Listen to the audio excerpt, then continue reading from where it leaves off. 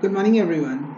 Today, we will gain some basic knowledge about Code of Criminal Procedure through some basic MCQs. So, without wasting any time, let's start with it. The first question is Section 162 of the CRPC 1973 is for the protection of which amongst the following? The options are A.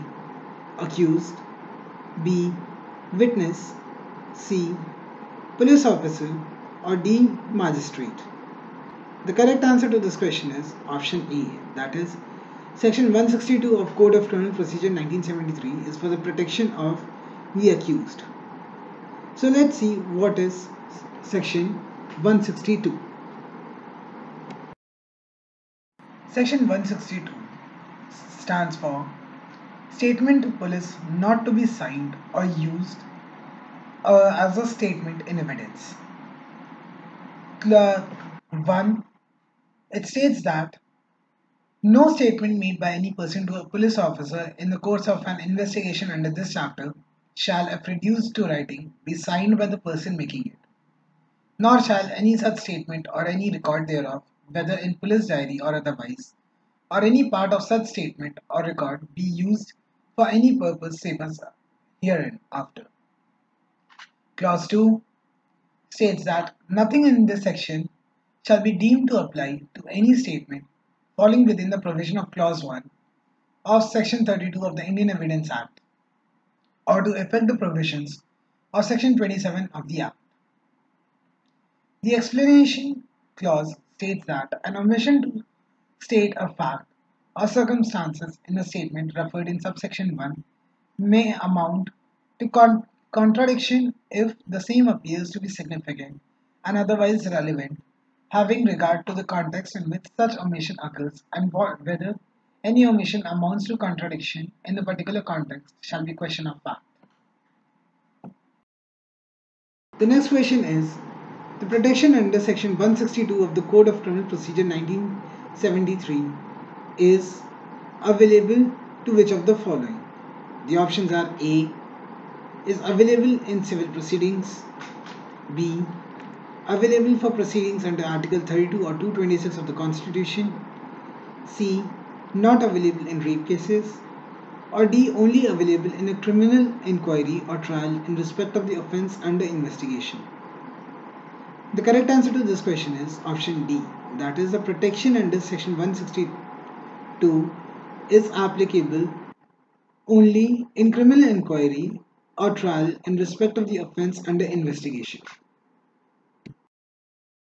The next question is, under the provisions of the Code of Criminal Procedure 1973, which among the following is correct for the confessions? Options are A. Confession can only be made to the authorized person. B. Confession can be made only the magistrate enjoys the power of recording confessions. C. Confession is made to the police officers are valid. Or D. Confession made by the accused while in police custody to a police officer is valid. The correct answer to this question is option B, that is, a confession only the magistrate enjoys the power of recording the confession. The next question is, under section 164 of the Code of Criminal Procedure 1973, which of the following statements are correct? The options are A. Only the statement of a person produced by the police or investigations agency can be recorded. B. Statement of a person approaching the magistrate independently can be recorded. C. The statement made need not be voluntarily. Or D. The police officer is authorized to record the statement. The correct answer to this question is option A, that is, only the statement of a person produced by a police or investigation agency can be recorded. So let's see what does section 164 states. Section 164 states that recording of confessions and statements. Clause 1 of the section states that any metropolitan magistrate or judicial magistrate may, whether or not he has a jurisdiction in the case, record any confession or statement made to him in course of an investigation under this chapter or under any other law for the time being in force or at any time afterwards before the commencement of the inquiry or trial, provided that no confession shall be recorded by the police officer on whom any power of the magistrate has been conferred under any law for the time being in force. Clause 2 states that the magistrate shall, before recording any such confession, explain to the person making it that he is not bound to make the confession and that if he does so, it may be used as evidence against him, and a magistrate shall not record any such confession unless, upon questioning the person making it, he has a reason to believe that it may be made voluntary. Third clause states that if at any time before the confession is recorded, the person appearing before the magistrate states that he is not willing to make the confession, the magistrate shall not authorize the detention of such person in police custody. Clause 4. Any such confession shall be recorded in a manner provided in Section 281 for recording of the examination of the accused person and shall be signed by a person making the confession, and the magistrate shall make a memorandum at a footing of such record to the following effect. Clause 5. Any statement other than a confession made under subsection 1 shall be recorded in such manner thereafter provided for the recording of the evidence as is, in the opinion of the magistrate, best fitted to the circumstances of the case, and the magistrate shall have the power to administer the oath to the person whose statement is so recorded. And lastly, the clause 6 of the section states that the magistrate recording a confession or a statement under this section shall forward it to the magistrate by whom the case is to be inquired into or tried. So, after gaining information about section 164 of the CRPC, let's move on to the next question, which is which of the following statements does not hold true for the confessions made to the magistrate under the provision of the Code of Criminal Procedure 1973? The options are A. It is a duty of the magistrate to exclude the presence of the police officer from the place where the confession is recorded. B. It is obligatory for the magistrate to warn the accused before recording his confession that he is not bound to make it, and if he does so, it may be used as evidence against him. The accused should be sent back to police custody as soon as the confession is recorded. And D. It is necessary for the confession to be signed by the accused. The correct answer to this question is option C, that is, the accused should be sent back to the police custody as soon as the confession is recorded, does not hold true in regard of confession made to a magistrate under CRPC 1973.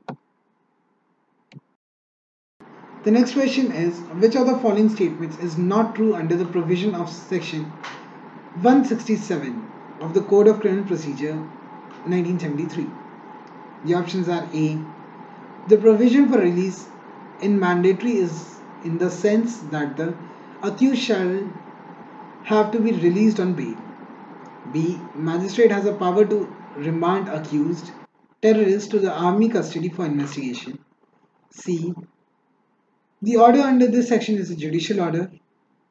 Or D. On the expiry of 60 days from the date of the arrest of the accused, the further detention does not ipso facto become illegal. The correct answer to this question is option B, that is, magistrate has a power to remand the accused or terrorist to the army custody for investigation, does not hold true under the provision of section 167 of the CRPC. So now let's see what does section 167 states and means. So now after gaining information about section 167 of the CRPC, let's move on to the next question, which is which of the following confessions is admissible under the provision of CRPC 1973? The options are A. Magistrate while holding a confession did not specifically tell the accused that he was a magistrate. B. Magistrate recorded the confession of the accused but did not get it signed by the accused. C. Investigating officer took the accused from jail to the magistrate, sat with him while the confession was being made and brought the accused back to the jail. Or D. The magistrate recorded the confession of the accused but forgot to certify that the confession was taken voluntarily. The correct answer to this question is option D, that the magistrate recorded the confession of the accused but forgot to certify that the confession was taken voluntarily. In this situation also the confession is admissible under CRPC. Moving on to the next question. Which of the following statements hold true for the magistrate's power to send an accused to remand under section 167 of the CRPC?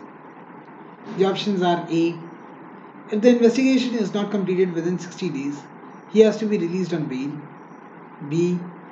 The maximum number of a remand in police custody cannot exceed 15 days. C. The maximum period of remand in judicial custody cannot exceed 15 days. After that, only sending to the police custody is possible. Or option D. If the investigation is not completed within maximum period of 90 days, the accused has to be released.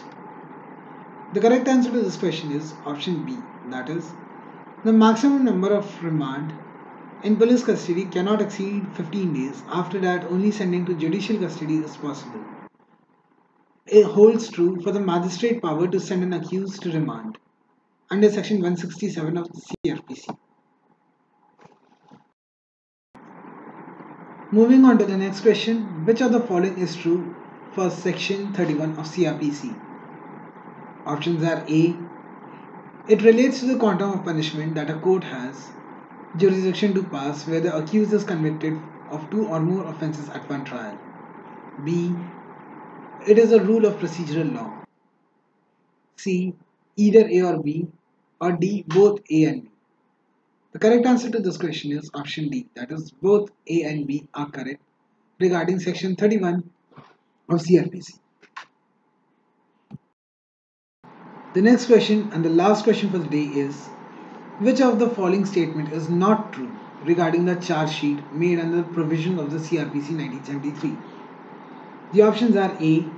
In case of offence of rape of a child, the charge sheet must be submitted within 3 months of the FIR. B. After submission of the charge sheet, there cannot be any further investigation into the case by police. C. The right to be released on bail is lost once the charge sheet is filed. Or D. The charge sheet against absconding accused can be filed even if the accused is not arrested. The correct answer to this question is option B, that is, after submission of the charge sheet, there cannot be any further investigation into the case by police, is false and not true in regarding of the charge sheet made under CRPC. That's all for today. Thank you all for listening to this video till the end and grasping some basic knowledge about CRPC. Thank you.